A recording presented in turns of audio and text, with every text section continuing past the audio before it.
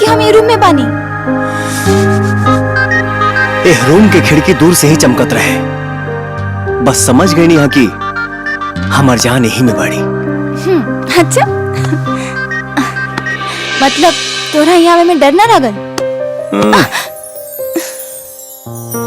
हमारा नजर में नजर डाल के देखा तो के डर ना प्यार के धुंधला दिखाई दी।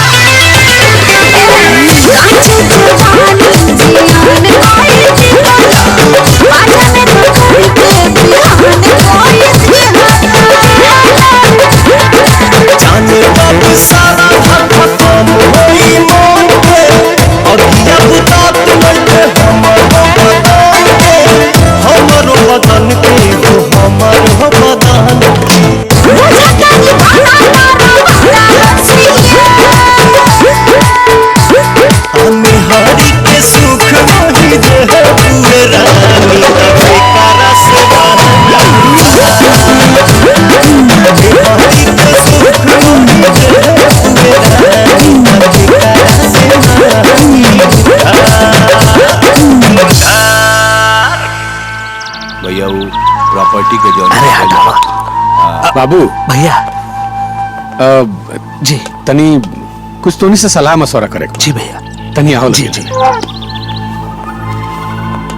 बाबू हम एक बात तो नहीं से शेयर करे चाहता जी बोले ना भैया अपन सोना के ब्याह के लेके बाबू हमरा बुझाता कि हमने के समझे में भूल हो गए हौजन लेकवा बानू जी हमरा हिसाब से पढ़ा लिखल बा जी समझदार बा, संस्कारी भी बा। हाँ, तनी जायदाद में कम बा तो का हो जी। एगो बेटी बिया, ओकर बियाह के बाद अपन कुल जायदाद ओकरा नाम कर दे जी। काहे कि बाबू, तू तो जानता बड़ा कि हमार जीवन के एक एगो खुशी बा, हमार बेटी। आज जहां तक हमार सवाल बा, तब बुढ़ापा में तो हमरा के लक्ष्मण जैसन भाई दिल बड़ा भगवान। हमार सेवा तो करिए दे बोलो।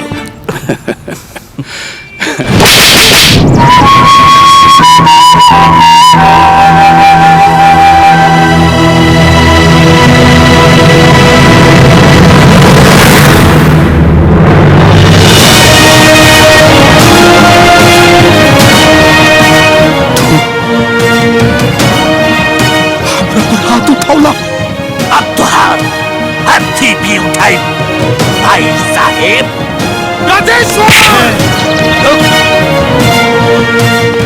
हमनी के माथा पे बेवकूफ लिखल बा कि बुढ़ापा में सेवा हमनी से करवाई। अब पूरी जायदाद अपना 2 टका के दामाद के देवे, ही ना हो सकेला। तुमनी के आस्तीन के सांप पाड़ लो। चुप। हेलो, तुम्हारी ब्यूटीफुल डॉटर से मैरिज करने के लिए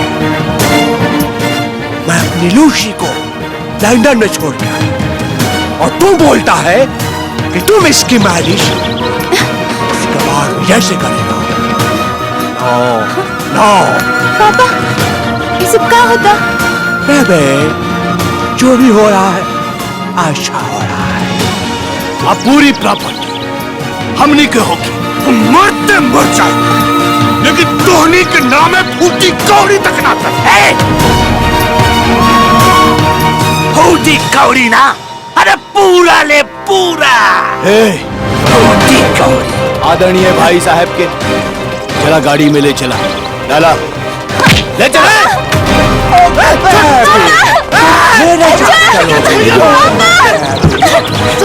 यशराज, चला रेहू के ले चला और दूल्हा बने के तैयारी करा। चला।